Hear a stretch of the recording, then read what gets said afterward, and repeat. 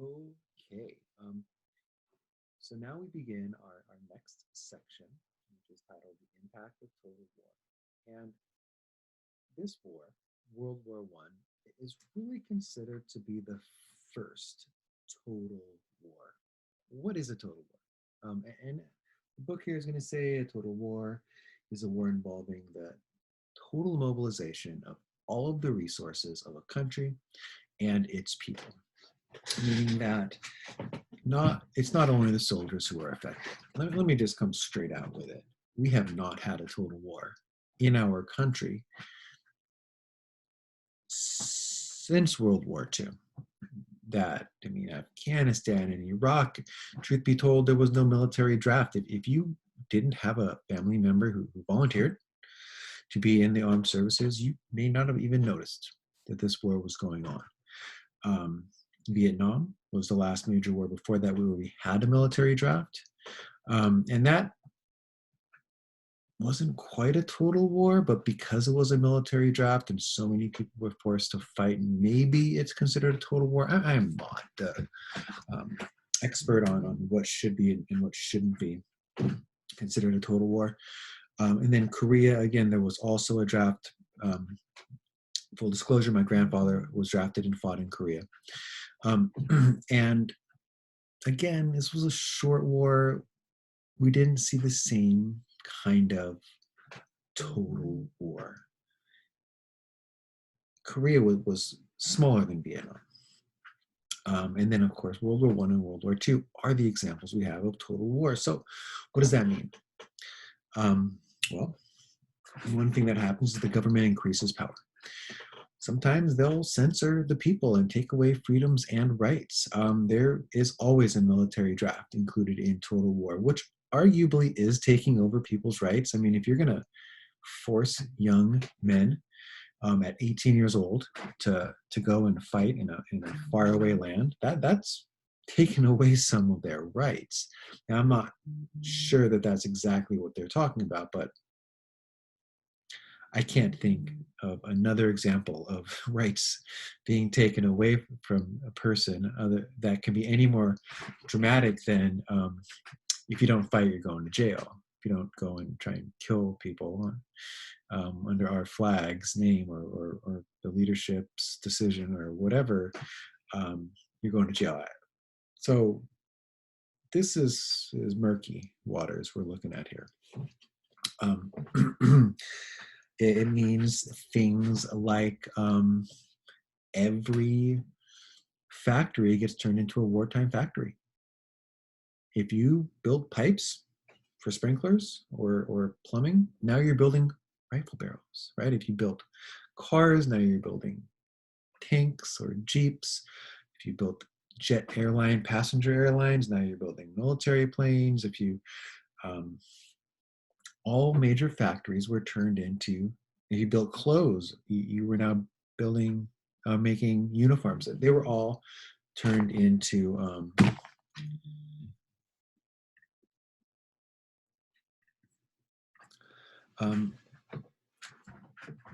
we're talking about the aspects of total war. We're saying, look, this is an interesting fact. I always try to make comparisons to our modern world just because it's something that we know and educational theorists suggest, if you can make a connection to a historical fact, something it sticks better, okay?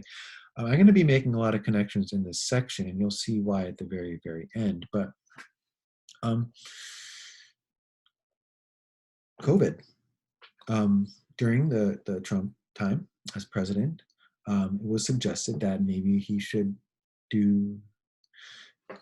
take a wartime power and instruct pharmaceutical companies to make vaccines and or other devices, PPE, the protective equipment that's needed, masks, and all of that stuff to help fight off this virus that has come our way. I'm not sure how far he went. I know that when Biden became president, one of the first things he did was to use his military, his War Power Act, and tell companies what to make. That's not capitalism, right? That's not the American way. We are a mixed market economy. But in times of war, the leaders can take more rights, people's rights, the company's rights. You company don't get to decide what you make. You are now making face masks, or you are now making vaccines, or you are now making, swabs. There was a moment where there weren't enough swabs to do the test. This kind of thing. Um, like I said, I don't know exactly too many details about what was done and when it was done, but I know that this is something that was discussed. It also happened in World War One and World War Two. These companies were forced to make stuff for war, not for profit. But the government paid them very nicely, so they made a pretty penny off of it as well. Let's not pretend. Um, Also, there was this thing, and I want to pull this up here as a picture I found, where they were asking people to plant victory gardens so that a lot of the food farmers produced could go to the soldiers. Soldiers need a lot of calories. They're asked to do a lot. Their hours of their calorie intake has to be much more than the regular person. So our farmers were asked to give a lot of their food to the soldiers. And one thing that they asked of regular people was grow your own food, plant your own garden. My wife's really into gardening. Um, it's fun. I don't know how you can make enough food in your own garden to take care of your family. At least I'm not that successful. My wife's wonderful at growing stuff. I believe she has a green thumb, but she couldn't do all the veggies for all the year. I mean, it would take a lot of land that we don't have. Anyways, this is one of the things I was asked. They also asked people to conserve food. Wheatless wheatless Mondays, meatless Tuesdays, wheatless Wednesdays, porkless Saturdays. Don't eat meat or wheat on those days, so we can give all of the wheat, which is used to make bread, or the meat, of course, to the soldiers who were fighting. This is what total war means, right? You are asked to give of yourself as a regular citizen for the war effort. Now, I know that this isn't World War One, but just to kind of get into the definition of what a total war is. I grew up next to a World War II vet. Okay, who was on the USS Indianapolis. Great story. We can maybe get into it. World War II time. But he told me that during World War II, he says, you see down the street, that house right there, it was like 4 or 5 houses up on the opposite side of the street from where I grew up. I mean, this was my next door neighbor growing up. His name was Buzz Fortin. He says, during the war, before I got drafted, he got drafted, right? He went and fought. He says, they raised rabbits. And you could go there and buy rabbits to eat. Why? Well, because rabbits reproduce quickly. You keep them in cages. The whole backyard, I guess, was converted into a rabbit farm. And then that person sold the rabbits to meat because there was no meat in the stores because all of the meat was going to the soldiers. So this is an example of what total war is. And we can see that was an example from World War II, but I think we get it, right? They would censor newspapers. They wouldn't allow protesters because I'm sorry, but we're in war and there's no time to question, to petition the government, to practice your First Amendment right. Because that's what total war means. They would lie about the other side to make the other side look bad. Look, when I was teaching, I've been teaching 21 years. And years ago, we used to have this thing called the district assessment, where they would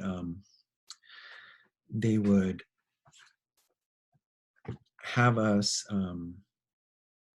ask question, test or quiz our students. It was a standardized test. It was a way of testing their knowledge and whether or not we were doing a good job teaching.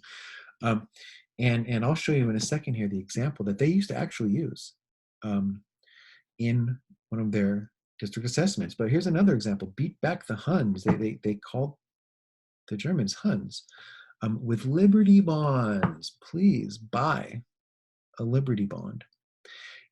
So another way you could help out the war effort was to buy a Liberty bond. At the end of the war, you would get more money back. It was an investment. Plus, that money all went to the soldiers. So again, what are we saying? We're saying grow your own garden, conserve your meat, donate money to fight the Huns.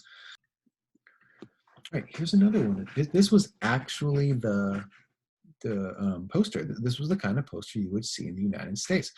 And this was what the district gave us to instruct and then later to test our students and prove that they understood the lesson. Okay, so destroy the mad brute. Enlist in the US Army. So here's the mad brute. And he's a German. One way you can tell he's a German was the spiky hat. He's depicted as an ape. Right here, if you look, it says America under his feet. So here's a German coming on to America. It says culture in his hand, so he's bringing his culture. He is a mad brute. He's an ape. We know he was called the Hun, and he has a woman in his arms. She looks distressed. She is half nude. A symbolic way of showing that that the Germans were going to come to our culture and attack the women and bring their culture onto American shores. And you know what? Be afraid of the Germans, the Huns. They're gonna hurt you, right? We had better be all in on this war effort, or at least that's the implication here, right? So part of total war is that they would lie about the other side and make propaganda and spread it around to try and scare people into being willing to fight. I brought it up before. The country, the European country with the largest amount of Americans from that country is Germany. So how are you going to get them to turn on their historic ethnic background? And the answer is make up lies and propaganda. Another thing that they did was they would sometimes challenge your manhood. Okay, check out this picture. Oh, can I find? It's being hidden. Let me just move some stuff. I'll rearrange it later. Hey, Daddy, what did you do during the Great War? So World War I was called the Great War. Before it was called World War I, they thought it was the war to end all wars. So here's a man. He's got his kid playing something on the ground. It looks like he's playing war, because that's a little cannon to me. Daughter's on his lap. She's reading about the Great War, and she's asking him, what did you do during that Great War? She's challenging his manhood, right? And what's the implication here is that when all of this is done, are you going to be proud? Did you do the right thing? Did you enlist and fight? Will you be able to tell your children? What story will you tell them? Or will you say, oh, I hid and I ran? Just many, many examples here of what total war is. Okay, let me organize here. This is where this conversation is going to take a really, really weird turn. You know, I've been teaching for 21 years. I've been teaching this particular subject for 14. I have never stopped here and had this kind of conversation. Maybe I should have. I didn't even get it back then. But during World War II, the Spanish flu comes out. Yeah, the Spanish flu, the last pandemic like the one we're living through right now. And 50 million people die worldwide. 675,000 people die in America. And I just want to stop and say, why was it called the Spanish flu? Was it really started in Spain? No. Some people think it started in Kansas, in the United States. Others blame China. Still others say it started on the battlefield, in the trenches. No one really knows. But what we do know is that this was the last time that we've had the kind of pandemic we do today. And it was spread on the battlefield. Now, was it brought from America, who then spread it with the soldiers? And when the soldiers went home, they would then spread it at home, or even when they went to the hospitals, it would spread there. It spread greatly in India. We have maybe India was the country that lost the most people because of this Spanish flu. The only reason they call it the Spanish flu is because no other country would write about it in their newspapers because they were in the middle of a war, and because of total war, there was censorship, right? We said that the British censored their newspapers, the French, the Germans, the Americans. So they didn't want to let it slip out that they had this massive outbreak of disease during the war. And Spain wasn't in the war, so they wrote about it. Their king got sick, they wrote about it, and they named it after Spain, unfair to Spain. Woodrow Wilson, US president, goes to Europe during the Treaty of Versailles. He brings his ideas. We'll talk about this later. But he gets sick with the Spanish flu when he's in Europe. He in the middle of the peace conference. Now he was bringing an idea of peace when maybe that wasn't what was happening at the Treaty of Versailles. Maybe there was some revenge going on there. We'll talk more about this later. But after he gets out of the hospital or the infirmary or whatever from having the Spanish flu and getting so sick, he doesn't push hard anymore in this peace conference. He just wants to go home. He gets home. A few months later, he has a stroke. He can never use one half of his body. He doesn't push for ideas like the League of Nations that he brought into the peace treaties conference at Versailles. This is a huge factor in how the war ends, how the peace is decided, and how America acts after World War I. So the book mentions the Spanish flu. It gets a sentence or two. I never talked about it before, but I was wrong not talking about it before. 50 million people died. 10 million people died in World War I, which is a huge number. 5 times more died.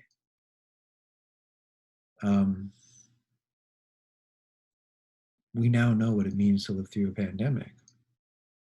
They were wearing masks. There's some pictures of baseball being played, and the guys have their masks on.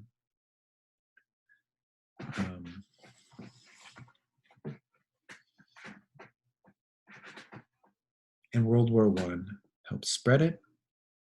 The peace to end World War I was influenced by it.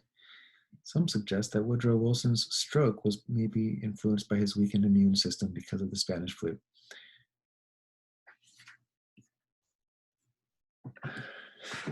Last year in January, when I was teaching this, I didn't talk about it at all. I will never not talk about it again.